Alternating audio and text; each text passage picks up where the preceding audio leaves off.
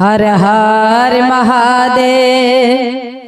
मैया भवानी की जय, शिव गुरु की जय, पार्वती माता की जय, कार्तिक गणेश की जय। एक बार प्रेम से बोलो सच्चे दरबार की जय। एक बार प्रेमवा से बोली द गुरु बहिना कि शंकर भगवान की जय। हर हर महादेव, हर हर महादेव। चलिए गुरु बहिना, बाबा के दरबार में हमनी के बैठल बनी जा, बड़ा सुंदर। आप सबके बीच में हमें को कथा छोड़ा तनी, खूब हमरा प्रेम से कथा के सुनब जा और हमरा चैनल के लाइक सब्सक्राइब करब जा। आ कहाँ से बानी जा कमेंट में हर हर महादेव जरूर लिखब जा। तो चलिए देखिए, बड़ा सुंदर कथा बा। एक गुरु बहिना खूबे प्रेम से शुरू से लास्ट ले सुने के बाद देखिए। एगो गुरु बहिना रहली, शंकर भगवान के उहो पूजे करत रहली गुरु बहिना।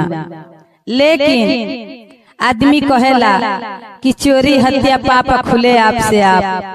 जब करे के बा कोनो पूजा या पाठ गुरु बहिना, तब प्रेम से भाव से और दिल साफ क के आ तब करे के बा आ सुने के बा। जेकर दिल साफ रही, जेकर दिल साफ रही गुरु बहिना, ओके भगवान भोलेनाथ कोनो प्रकार के कष्ट ना दी है, कोनो प्रकार के कष्ट ना दी है। बस दिल साफ रहे के चाहे। रउरा चर्चा में जाई चाहे नत जाई, ऐसा बात नहीं है गुरु बहिना की अगरबत्ती घुमौला से भगवान घर में आ जाए हैं, दिल में आ जाए ना है। रात दिन अगरबत्ती घुमाई बा, पूजा करब, जब दिल साफ ना रही तले भगवान से दर्शन होखे वाला नहीं खे। तो देखी वो गुरु बहिना एक दिन ऐसे ही कहली की रह, बड़ा भजन भाव चर्चा शंकर भगवान के होता। तो अपना घर ही ये गुरु बहिना बेचारी चर्चा पूजा पाठ खूब बढ़िया से करस, लेकिन मनवा साफ ना रहे। तो ये गुरु बहिना यही अप्रैल के महीना में, मई में लइकन के छुट्टी हो जाला।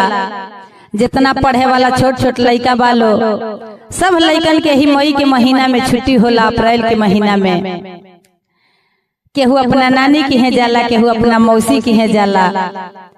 ए छुट्टी के महीना में सब सोचेला कि तनी है गर्मी के महीना में नानी मौसी की है जाके आ घूम आई।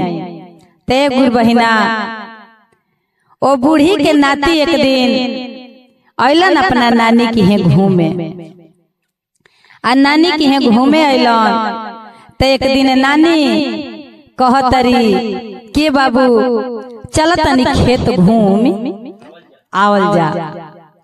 उनका नातियों तो बेचैने रहलन कि चल तनी खेत घूमे।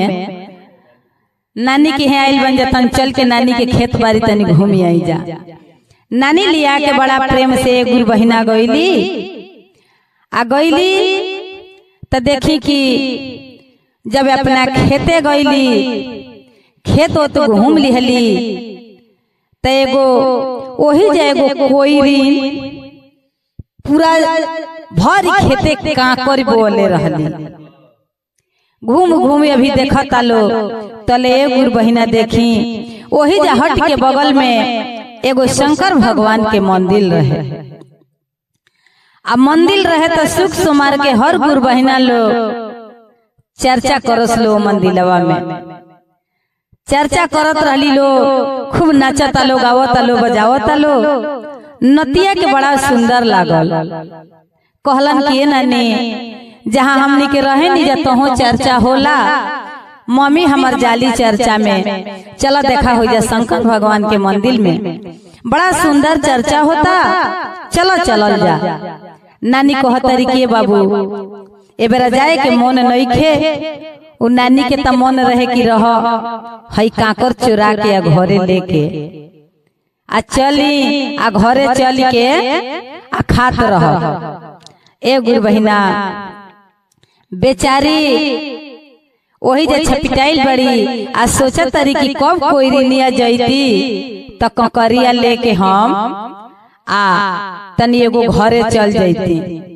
तो एक गुरु बहिना देखे बेचारी ताकतरी वही जा आ वही के फेरा में बाड़ी। फिर नतिया कहतन के नानी चल ना, चल बड़ा सुंदर चर्चा होता नानी न चल। कहतरी कि अरे कैसे चली ए बेरा जाए के मन नइखे कर। झूठो के नतिया से कहतरी कि ए बेरा नहइले ओहिले नइखी, ए बेरा जाए के चर्चा में मन नइखे कर। कहतर नतिया कि नानी न चल। कहतरी कि भाई ई नतिया ना मानी का। ए गुरु बहिना तबले कोइरिनियों के कान में चर्चा सुनाए। उ कोइरिन कहतरी कि काये भगवान हे भोलेनाथ रौर चर्चा होखे लागल, कैसे हम रौर चर्चा में आई। त देखी बेचारी के जब चर्चा सुनाए लगल ए गुरु बहिना जे भी भगवान भोलेनाथ से जुड़ल बा, जे यहाँ के चर्चा भाव सुनता ई रहेला कि जब कान में आवाज शंकर भगवान के आई तो चर्चा में चलल जा। ते गुरु बहिना कहतरी कि अब तही काकर हम इतना बोले बने आ केकरा पर हम छोड़ के ककरिया के आ जाए। त देखे कहतरी कि केकरा पर हम छोड़ के ककरिया के आ जाए। कहतरी कि हे शंकर भगवान एजा तक केहू नहीं खे, लेकिन हम रौरे पर सौंप के आ जातानी। हमर काकर देखत रह, हमर काकर देखत रह आ यही जाय गोरत रह। देखब हे शंकर भगवान रौरा ले बड़े अंतर्यामी के बा, रौरा हमर काकर गोरत रह, हम जातानी रौरा चर्चा में। ए गुरु बहिना शंकर भगवान पर सौंप के चल दिहली। जेंगा कोनो गुरु बहिना कहीं जाला लो कहेला लो कि हे भगवान हम रौरे पर है घर दुआर छोड़ के आ जातानी, हमर देखत रह।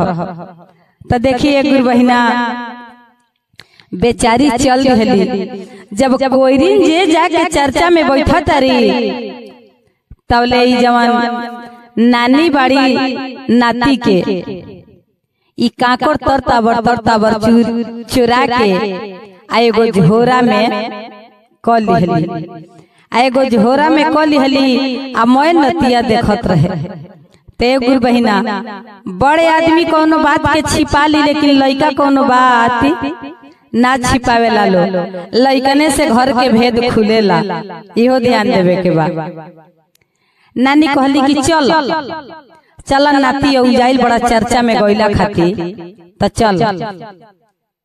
ए गुरु बहिना गईली जाके चर्चा में आ चुपचाप झोरा लेके बैठल बाड़ी। आ जब चुपचाप झोरा लेके बैठल बाड़ी सब केहू चढ़ावता, केहू मिश्री चढ़ावता, केहू बादाम चढ़ावता, केहू पान का शैली चढ़ावता। सब यही तरह गुरु बहिना कुछ न कुछ चढ़ावता। तो देखे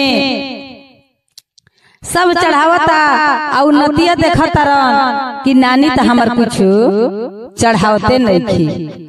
तो देखी नानी तो हमार कुछ चढ़ावते नहीं थी। तो कहतरन के नानी देखो हई जीवन के डोर बड़ा कमजोर बा, भगवान भोलेनाथ के भजन कल। सब केहू चढ़ावता तुहू कुछ चढ़ाव। अरे कुछ प्रसादी नहीं खुले ले तो कम से कम 10 गो रुपयो भगवान भोलेनाथ के नाम पर धो दो। उ काहे के त देखी कहतर नतिया कि अरे जीवन के डोर कमजोर हो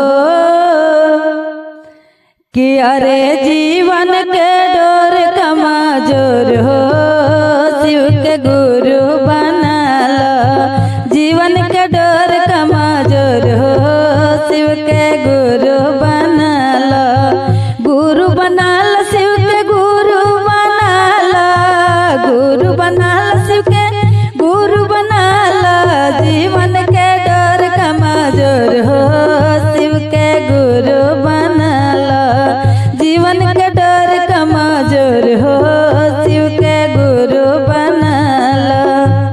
कहतर नतिया के नानी है जीवन के कोनो भरोसा नहीं खे। भगवान भोलेनाथ के गुरु बना लो। उ नानी के काहे के सुनाता है गुरु बहिना। उ त काकर चोरा के लेके गई रहली त देखी सुना तारी मैं सब गुरु बहिना जब देखल लो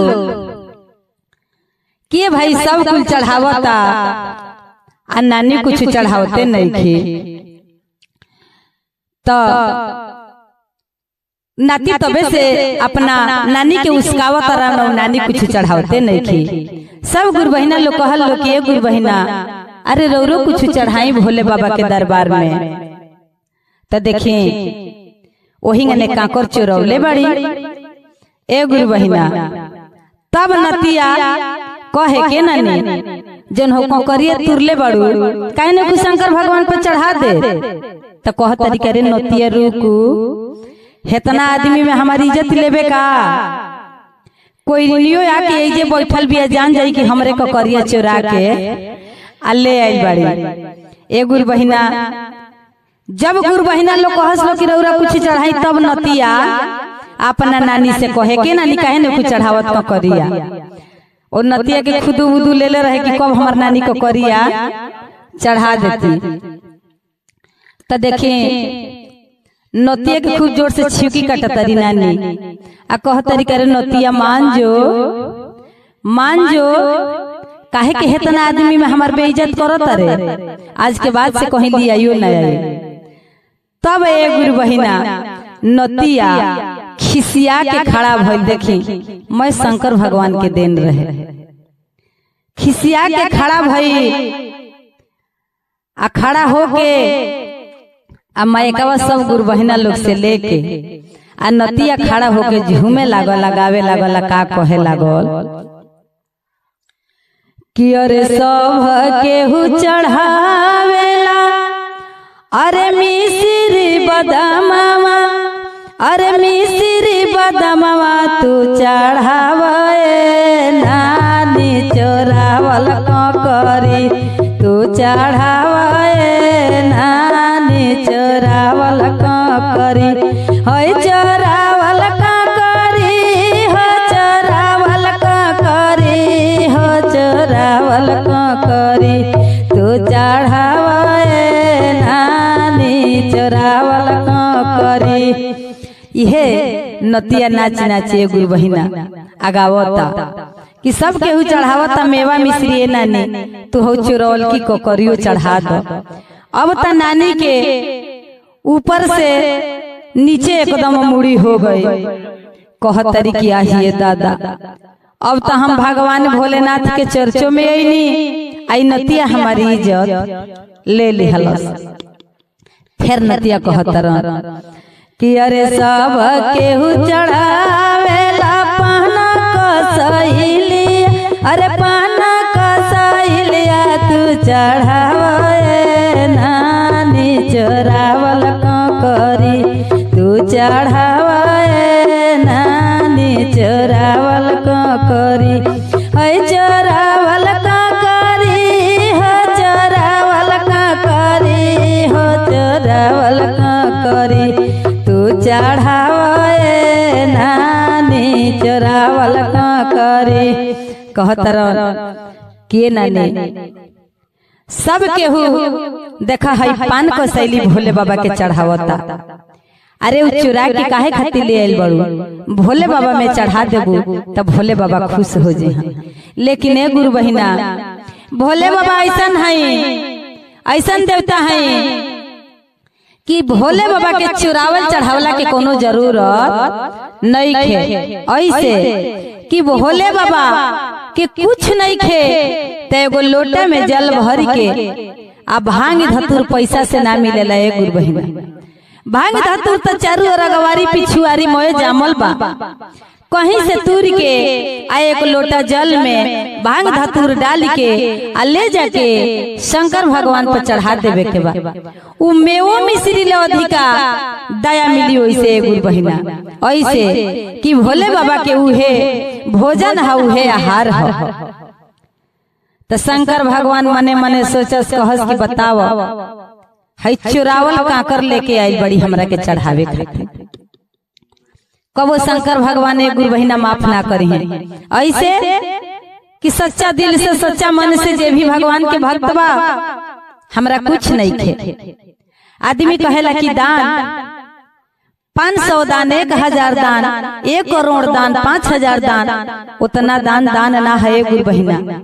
दान 1 रुपया अगर जो केहू प्रेम से कह दी तो 1 लाख के बराबर बा, लेकिन सच्चा मन से। तो देखिए गुरु बहिना वो बेचारी काकर चुरा के ले गई रहली आ देखी शंकर भगवान कैसे वो नाती के मन में जाके घुसलन आ उठ उठ नाती नाचे लागल।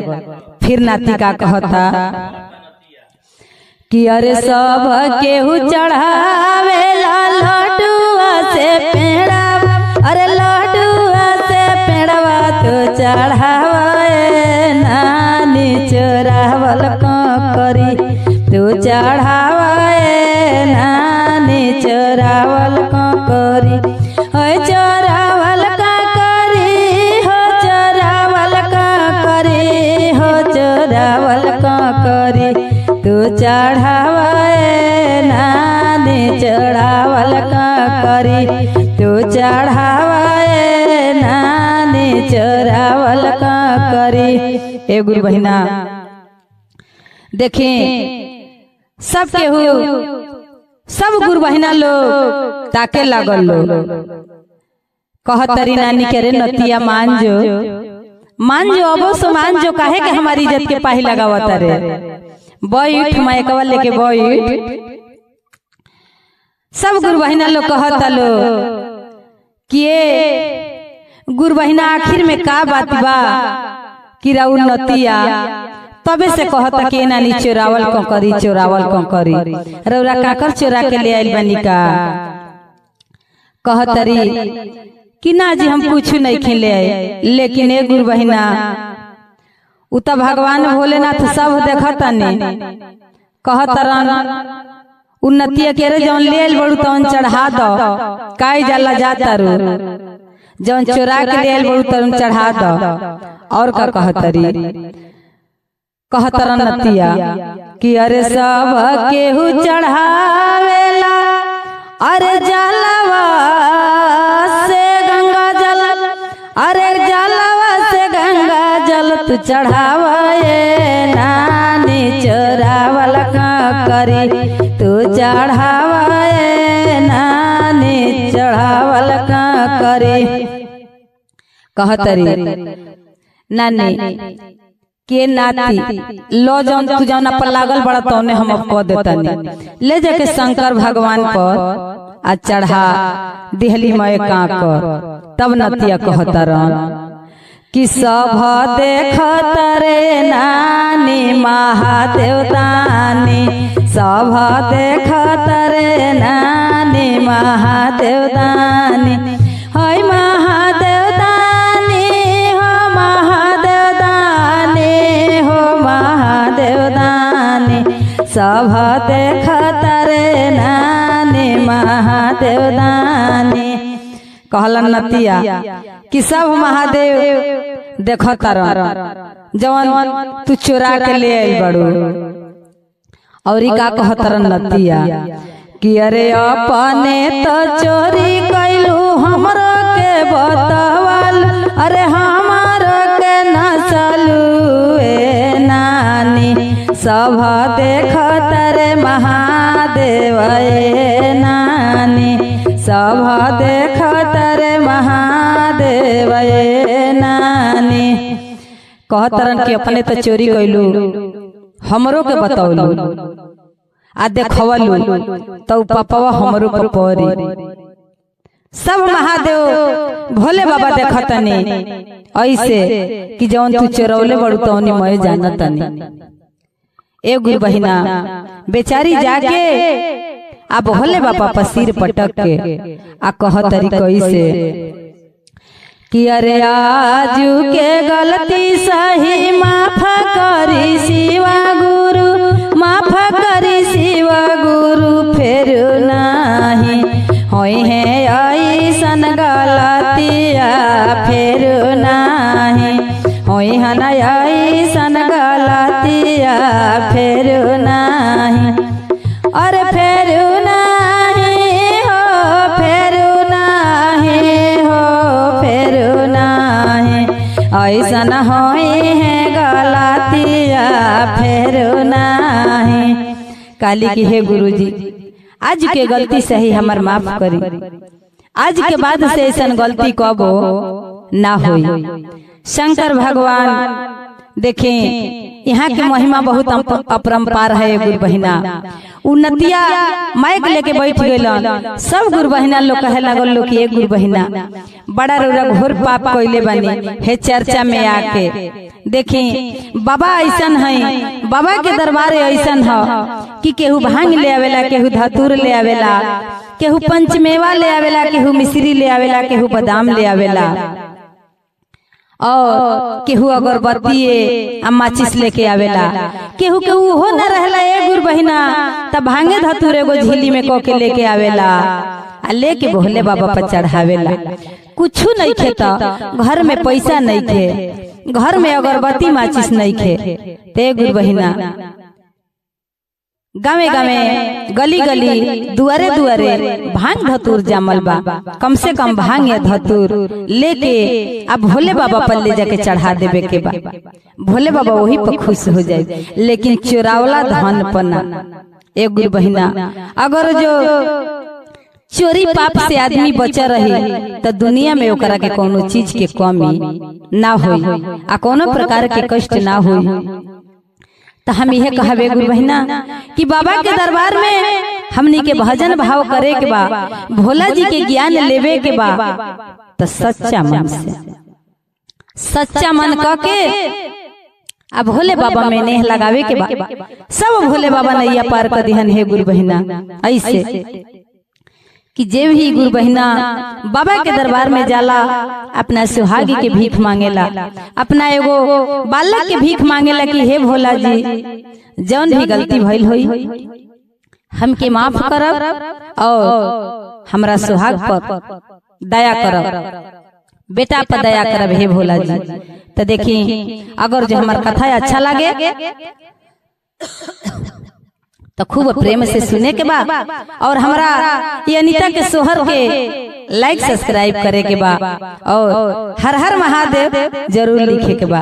एक बार प्रेम से बोलो सच्चे दरबार की जय, शंकर भगवान की जय। एक बार प्रेमवा से बोली दा गुरु बहिना किस समय शीतला महारानी की जय। हर हर महादेव, हर हर महादेव। मैया भवानी की जय, शिव गुरु की जय, पार्वती माता की जय, कार्तिक गणेश की जय। एक बार प्रेम से बोलो सच्चे दरबार की जय। एक बार प्रेमवा से बोली दा गुरु बहिना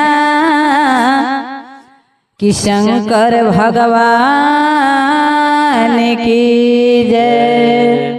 हर हर महादेव, हर हर महादेव।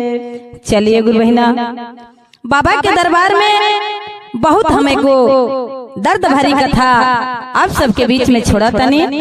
हमरा है अनीता यादव की ओर से बहुत सुंदर एगो कथा जाता कि देखी एगो नागिन कैसे अपन बदला एगो लड़का से लेता रही। यह कथा में यह गुण बा तो कैसे जे शिव गुरु के भक्त बा वो कैसे अपना पति के कैसे अपना पति के ओह नागिन से बचौले बा। खूब प्रेम से गुरु बहिना हमरा कथा के शुरू से लास्ट ले सुनब जा।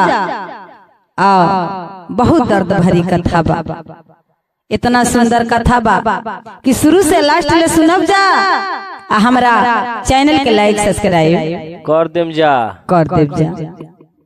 चलिए देखिए गुरु बहिना भगवान भोलेनाथ के चर्चा ऐसा चीज बा कि गावे गावे टोला टोला शहर शहर घरे घरे चारों ओर होता, चारों ओर चर्चा छपले बा। भगवान भोलेनाथ के देन बा कि सब गुरु बहिना लोग वही में जुड़ल वालो आय अपन काम धाना क के आ भगवान भोलेनाथ के चरण में ने लगैले वालो। तो देखिए गुरु बहिना जब से ही चर्चा चलल बा तब से सब शिष्या लोग अपन सब काम धाना क के आ भगवान भोलेनाथ के दरबार में जाके आ 3 घंटा वहाँ के चरण में गिर के अपना पति के, अपना बेटा के, अपना जीव जांगर के, अपना परिवार के दया के भी मांगे लीलो। ते गुरु बहिना चली कोनो जरूरी नहीं खे कि हमनी के चर्चे में रोज जाए जता दया मिले के बना ही। हम है सुंदर सुंदर कथा, सुंदर सुंदर भजन आप सबके बीच में भेजा तनी। अगर जो विश्वास ना होखे तो सुबह शाम चर्चा सुन के देखी जा कितना दिल के शांति मिलता कि सब आदमी भुला जाइए गुरु बहिना। तो चलिए देखिए इहे शंकर भगवान के चर्चा मंदिर मंदिर पर घरे घरे होता। एक दिन के बात है गुरु बहिना कि एगो शंकर भगवान के मंदिर रहे, वही पर खूब सुंदर से चर्चा गुरु बहिना लोग करत रहली लो।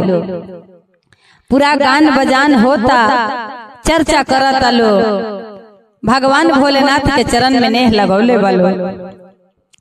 तबले देखिए गुरु बहिना आदमी कहेला कि भगवान भोलेनाथ के चर्चा खाली हमनी के मनुष्य बन जाता हमनी के सुनतन जा ना है। भगवान भोलेनाथ के चर्चा ऐसा चीज बा गुरु बहिना कि नौस नौस में अंग अंग में पूरा जाके छपले बा। अब भगवान भोलेनाथ के चर्चा जीव जंतु सांप बिच्छी गोरु भैंस जे भी बा हमनी के जानतन जा कि हमनी के चर्चा करतन जा ना। लेकिन जीव जंतु सब अपना अपना जगह से भोले बाबा के भजन भाव गुणगान यहाँ के खूब प्रेम से सुनाता।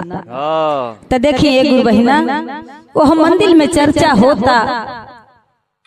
तो कुछ देर पर एगो जंगल रहे, बाग बगीचा रहे, वही में एगो नाग एगो नागिन उहो भगवान भोलेनाथ के चर्चा सुनता लो। तौले फिर 4 गो गुरु बहिना अपना घर से वही पड़े चलल लो। त नाग नागिन जाके आ कहीं झाड़ी में छुप गइल लो। कहल लो कि तभी गुरु बहिना लोग जाता लो, कैसे हमनी के चर्चा सुनल जाई, जब चल जाला लो तब सुनल जाई। ए गुरु बहिना चारों जाने गुरु बहिना लोग चल गइल लो। त नागिन कहत रही अपना नाग से कि हे नाग देवता, बड़ा सुंदर शंकर भगवान के चर्चा होता, चली हमनी के चलल जा तनी दूरे से भगवान भोलेनाथ के चर्चा हमनियों के कहीं छुप के सुनल जाई।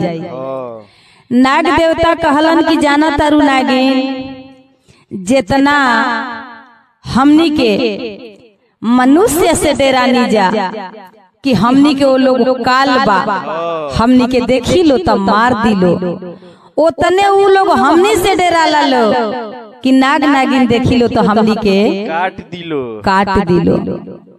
ते गुरु बहिना हमनी खाती उ लोग काल बालो आ उहो लोग खाती हमनी के काल बनी जा।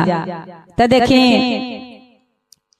नागिन मानत नहीं खी। जब भोले बाबा के गुरु बहिना जे भक्त बा आदमी कहे लागल कि चर्चा सुनाए लागल आ ढोल झाल बाजे लागल। अगर जो चर्चा सुनाए लगी ढोल झाल बाजे लगी तो जे भी जहाँ बा तहाँ से एकदम बेचैन हो जाये कि कब हम चर्चा में जाएं।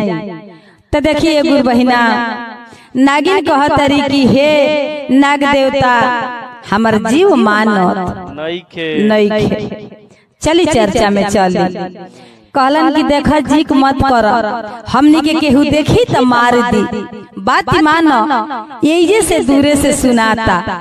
ए गुरु बहिना नागिन कहतरी के नाग देवता हमरा संतोष नइखे हो, रउरा चली। देखी कितना गुरु बहिना लोग नाचता, लोग आवता, लोग हमनी के दूरा से देखल जाई। ए गुरु बहिना हमनी के जानतन जा कि हमनी के ज्ञान बा, हमनी ले अधिका जानवर के ज्ञान बा। ए गुरु बहिना अपना भाषा में सबकर उतने ज्ञान बा। आ चर्चा सुनल जरूरी भी बा, ऐसे कि भगवान तो सबके जन्म देले बानी, जैसे मनुष्य के जन्म देले बानी वैसे जानवर के जन्म देले बानी, बिच्छी कीड़ा सांप सबके जन्म देले बानी, भगवाने के तो जन्म दिहल सब आइल बा। तो देखिए गुरु बहिना नागिन ना मनली, लेके अपना नाग देवता के आ चल दिहली। आ जब अपना नाग देवता के लेके चल दिहली जाए लागल लो ए गुरु बहिना नाग नागिन चर्चा सुने। लेकिन आदमी कहेला ए गुरु बहिना की काल जब काल आ जाई आ जब लिखा रही मिट्टी ना उ ना मिट्टी आ तहिए ओकरा मरे के बाद। आदमी कहेला ए गुरु बहिना की लाख करे चतुराई विधि के लिखल मीट ना जाई। केहू केतनो चतुराई करी केतनो राजा होई, लेकिन जे आइल बा ओकरा जाए के जरूर बा। तनी आगे तनी पीछे। तो देखी नाग देवता नागिन चल दिहल, केहू तो ना लौकल ए गुरु बहिना। लेकिन एगो 18 साल के लड़का गाय चरावत रहलन ओही जा। जवन नाग देवता बात कहले रहलन तो सही कहले रहलन कि हमनी के लोग देखी त काल समझ के मार दी। ते गुरु बहिना उ नाग देवता आगे आगे चलत रहलन, नागिन पीछे पीछे चलत रहली। तबले देखी उ लइका गोरू चरत रहन स, बेचारा सूत के अपन मोबाइल चरावत रहन। तबले देख लेहन कि आही दादा ई तो बहुत भारी नाग या नागिन होने से चलल बालो। ई बेचारा ना देखल लो कि एजा केहू लइका बा। उ लइका का काम कैलन कि अपन लाठी उठाई के आ नाग के मारी तड़ तड़ तड़ तड़ ए गुरु बहिना 5-10 लाठी मार दिहल। नाग देवता वही जा छपिटाई के मर गइलन। ए गुरु बहिना जेकरा पति के केहू ओकरा सामने मार के खत्म कर दी, ओह तिरिया पर का बीती। एगो पत्नी के एगो पति सिंगार। आदमी कहेला ए गुरु बहिना कि बेटी नैहर में जाई तो सबसे पहले अपना माई के खोजी कि हमार माई कहाँ बे। नैहर में जाई तो सबसे पहले अपना माई के खोजी बेटी, आ ससुरा में जाई तो सबसे पहले अपना पति के खोजी। ऐसे कि नैहर में माई बिना नैहर अधूरा बा, आ ससुरा में स्वामी बिना ससुरा अधूरा बा। त बेटी नैहर में माई के खोजी आ ससुरा में स्वामी के खोजी। ई दुगो अनमोल रिश्ता बा ए गुरु बहिना, एकरा बादे कोनो रिश्ता बा। त देखी उ नागिन पूरा वही जाए गुरु बहिना, ओ नाग देवता के देह पर लोट के फिफिया फिफिया के नागिन रोवतरी कहतरी क्यों हमर नाग देवता कहत रहलन कि ना चले के, लोग काल समझ के हमनी के मार दी, लेकिन हम अपने आप के कैसे माफ करें। हमर जिया ले दुनिया में धिकार हो जाए। ए गुरु बहिना सब अपना अपना स्थान पर, सब अपना परिवार के संगे खुश बा। अब देखिए नागिन अपना नाग के संगे घूम घूम चरल, घूमल फिरल, हंसल बैठल, सब सुख उनकरे संगे रहे। अब वो बेचारी वही रोतरी कि हम छोटे छोटे बच्चन के लेके आ कैसे है जंगल में अकेले रह। हमार नाग देवता रहल तो हमार शान रहल कि हमनी के जंगल के राजा बनी जा। ते गुरु बहिना रोतरी, लेकिन वही जा वो लड़का के श्राप देले बड़ी, कहले बड़ी कि जा बेटा तू जैसे हमके विधवा बनौला वैसे तोहरो बियाह होई तो तोहर अगर जो औरत आई तो हम के विधवा बनाई, ऐसे कि जेंगा हम तड़पतनी छछनतनी वैसे ही तोहर मेहरारू घर में तड़पी। एक गुरु बहिना वो बेचारा लड़का के भी बड़ा सोच हो गई, बड़ा टेंशन में पड़ गई। लगलन नागिन माता के हाथ गोड़ पर गिरे, कहलन कि नागिन माता हमसे गलती हो गई, माफ कर दी। आज ऐसे कि हम मोबाइल देखत रहनी और चिकले में अइल हलो तो हमरा बुझाइल हो कि हमके काट देबल, हम उठा के मार दिहनी है नागिन माता। आज के हमार गलती सही रौरा माफ कर दी। कहली कि कबो ना माफ करो, हमार सुहाग फिर थोड़े लौट के आई कबो। ए गुरु बहिना नागिन चल गई छपिटा के रोत अपना नाग के लेके, वही गने लपेट के अपना नाग के लेके चल गईली। जवान अंतिम संस्कार कइल जला त उन बेचारी कइली क के जाके अपन रोतरी गावतरी। अब वो बेचारी के आगे पीछे के हुलौक ना रहे।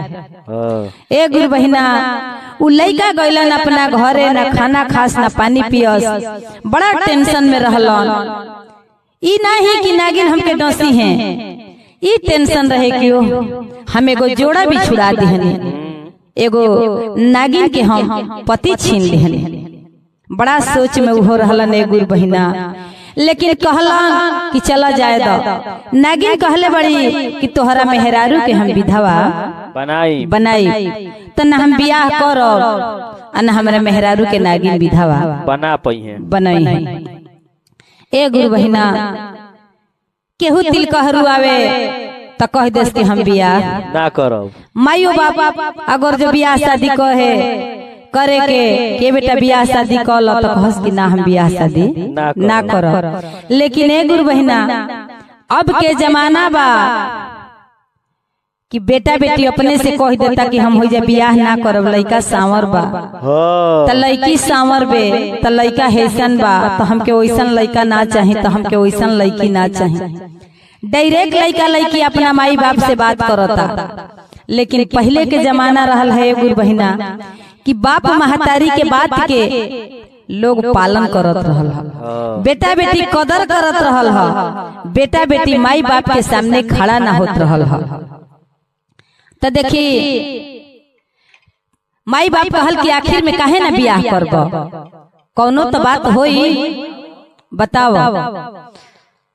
ए गुरु बहिना ना हित से, ना नात से, ना दोस्त से, ना माई से, ना बाप से, केहू से वो बात लइका ना कहले रहल। अंदरे अंदरे वो बात के सोचत रहल। माई बाप ए गुरु बहिना शादी बियाह कइल बरियाई से, घर में कनिया वैली त कनिया वैली ए गुरु बहिना तो हम शुरुए में कहनी हम कि नैहर में लड़की जाई तो सबसे पहले माई के जो ही, आ ससुरा में आई तो अपना स्वामी के जो ही।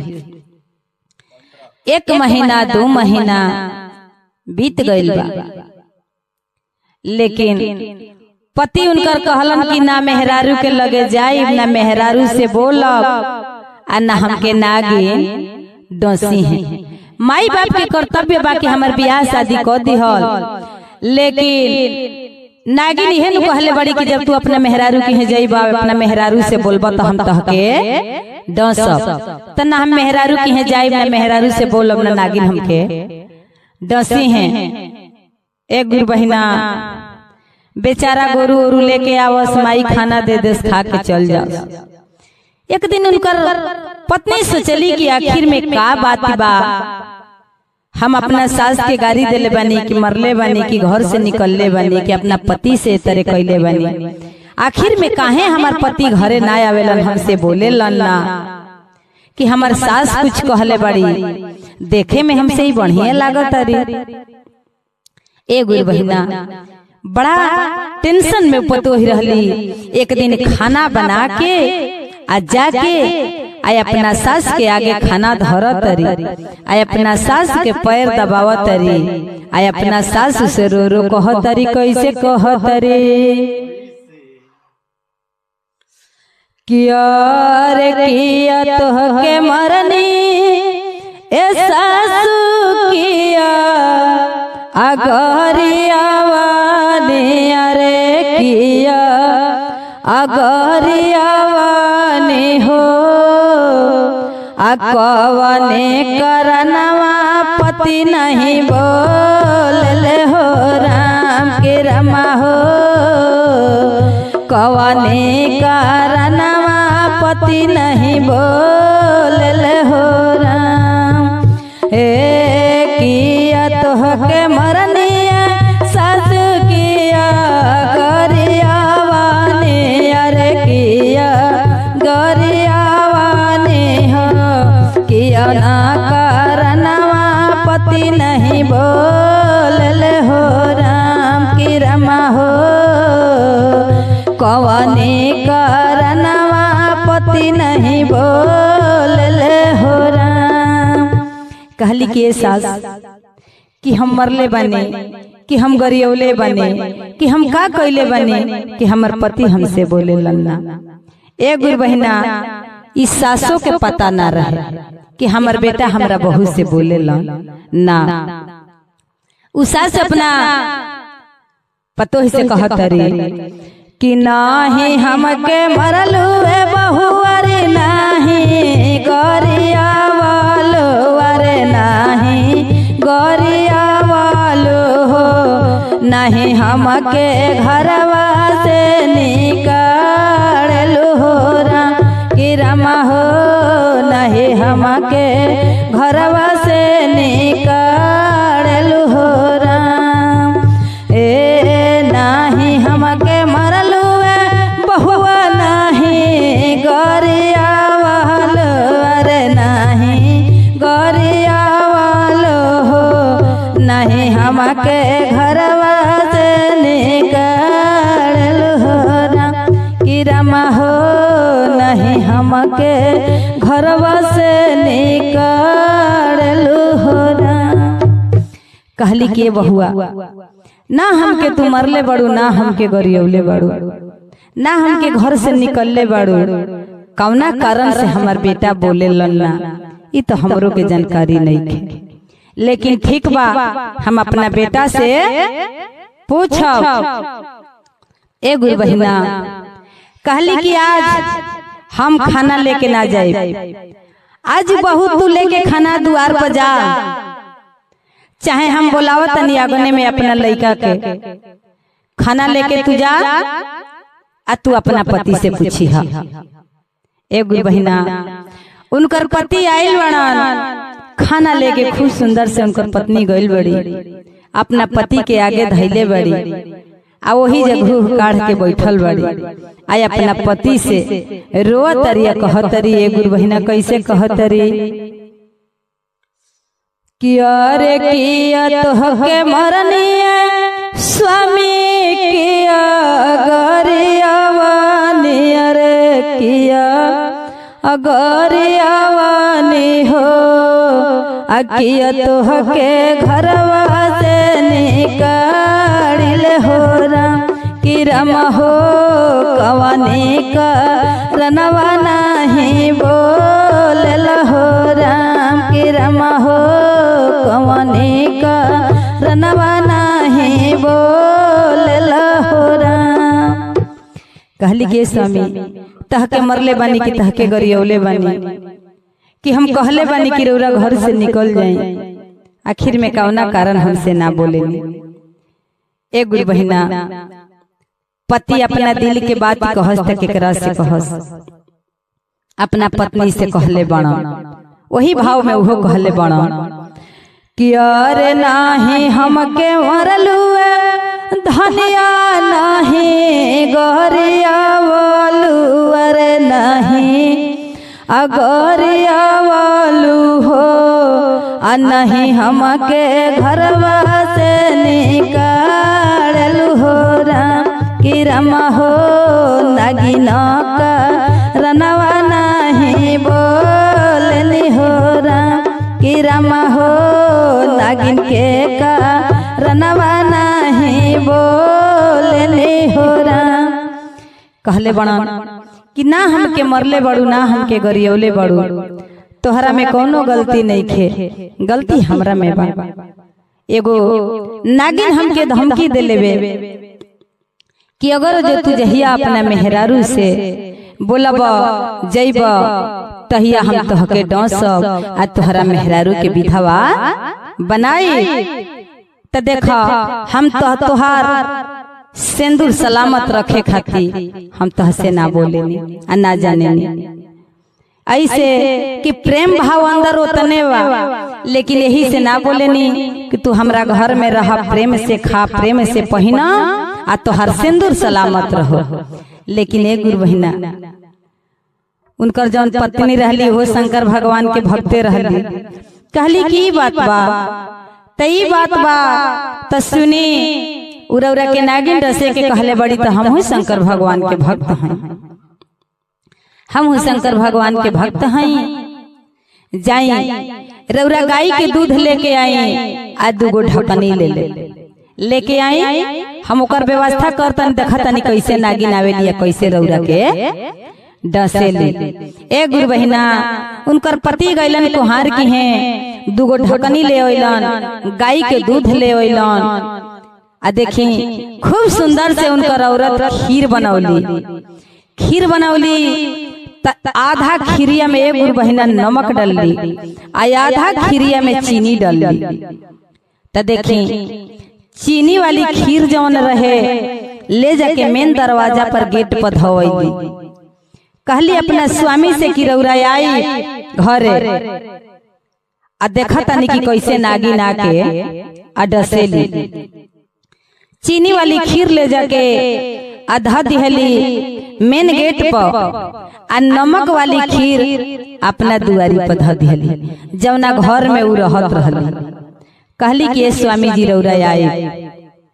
उनकर एक गुरु बहिना नागिनों के उहे ध्यान रहे कि कभी जास। त देखी जब उनकर स्वामी जे घर में जाता रह नागिन अपना जंगल से हाकल पियासल एकदम चलल बड़ी, भूख से वैसे ही तड़फड़ात चलल बड़ी। आवतरी एगो बहिना जब गेट पे आवतरी त देखतरी कि ढकनी में खीर धइल बा। बेचारी नागिन खीर खाए लगल बड़ी, खीर खा लिहली, वही कभी मस्ती में बाड़ी के अपन पेट पहले भरे। त देखी छोड़ के जब खा लिहली भर पेट, फिर अंदर घुसली कि अब तो पेट भर गई। अब अंदर घुसी उनका के डोसी। जब दरवाजा पर जातरी त देखा तरी कि फिर एक ढकनी खीर रखल बा, रह आज पूरा पेटे भर खा ली। एगो बहिना नमक वाली खीर खाए लगल। जब नमक वाली खीर खा के अजे घर के अंदर घुसे के करतरी तबले ओह लड़का के पत्नी आके दरवाजा पर खड़ा हो गई। कहली कि नागिन माता, हाथ जोड़ के कहली कि नागिन माता थोड़ा सा रुकी। नागिन माता फट काढ़ के वही जे खड़ हो गई। कहली कि बोला। कहली कि नागिन माता आखिर में कहाँ आयल बनी? आते आयल बनी तोहरा पति के डोंस से। आता आखिर में का गलती बा बताई? आता हमरा नाग देवता के मारी के खत्म कर देलन, हमके विधवा बना देहलन। तो हम श्राप देले रहनी कि तोहरो अगर जो पत्नी घर में आई तो हम विधवा बनाई। कहली कि ठीक बनागिन माता, लेकिन हमारे को बात भी सुनी। रौरा नाग देवता के संगे शादी ब्याह भइले कितना दिन रहे? कहली कि हम अपना नाग देवता के संगे 15 साल रहल बनी। ठीक बा नागिन माता लइका फैका कितना बालो आ त लइका फैका हमार 2 4 5 गो बालो आ त ठीक बा जाए दे। अगर जो रौरा अपना नाग देवता के संगे 15 साल जीवन बितावले बानी तो हमरो पति के संगे कम से कम 10 साल तक जीवन बिता लेबे दी, ओकरी बाद रौरा डस दे। हमरो पति के एगो औरत के साथ होला कि अपना पति के संगे रहो, तो हमरो के अपना पति के संगे 2 4 10 साल रह लेबे दी, ओकरी बाद रौरा डस दे। ए गुरु बहिना, आदमी कहेला कि जेके भगवान ना मरिहे वो के मारे वाला है दुनिया में के बा। आदमी कहता कि बेटी, लोग गावता कि बेटी एगो ससुरा के फूल होली, लेकिन बेटी के कहाँ लोग कदर करता। बेटी के तो लोग बाप महतारी एगो बेटी के अपना रानी के तरह पालता पोसता जन्मावता आ अपन खून आन के घर में दे देता कि लो लो काटो लो मारो लो मुआवो लो। यह दुनिया बा। केहू दहेज खाती मारता तो केहू पैसा खाती मारता, जौने जकरा बुझाता तौने करता। ए गुरु बहिना, लेकिन बेटी एगो ससुरा के फूल होली। तो देखी नागिन ओहो लइका के पत्नी के बात सुन के सोचे लगली, कहली कि जाए बेटी ई काम तो ठीक ना कइलू ह। कहली कि का माता जी बताई। अते बेटी चीनी के खीर बनौलू ह, हम खा लेनी हूँ तो काम ठीक कइलू ह, लेकिन हई नमक के खीर बना के आ हमके खिया के ठीक ना कइलू ह। ऐसे के गुरु बहिना, पहले के लोग बात के कदर करत रहल ह। पहले के लोग कही कि हुनकर नमक खैले बने तो हमरा सैयद देवे के बा, उनकर नमक खैले बने तो हमरा नेकी देवे के बा। ऐसे कि उनकर नमक खैले बने तो जा बेटी चीनी के खीर खियौलू बड़ा बढ़िया कैलू, लेकिन है नमक के खीर खिया के बढ़िया ना कैलू। ऐसे कि तोहर जब हम खीर खा लेनी नमक वाली तो तोहर हम नेकी दे। ऐसे कि नमक खाइल अच्छा ना हो, हम तोहर भरब कहाँ। जा बेटी एह जन्म में नहीं 7 जन्म में तू सुहागिन रहबू। देखा हमारा आशीर्वाद बा। तू भोले बाबा के भक्त हऊ, हमहू भोले बाबा के भक्त हैं, लेकिन जाए दो आज तोहरा भक्ति से, तोहरा प्रेम से, तोहरा भाव से हम प्रसन्न बने। आजा यह जन्म में ना 7 जन्म में तू सुहागिन रहबू आ तोहरा सुहाग पर कोनो आँच ना आई। ए गुरु बहिना, इतनी बात कह के नागिन आय आशीर्वाद दे के आ ओइजा से चल देहली। तब से ए गुरु बहिना पति पत्नी अपन सुख से ओह घर में रहे लागल लो, अपन जीवन सुखी से बितावे लागल लो।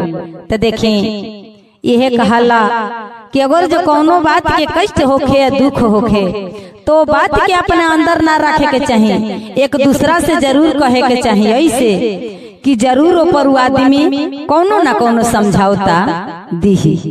तो एक बार प्रेम से बोलो सच्चे दरबार की जय।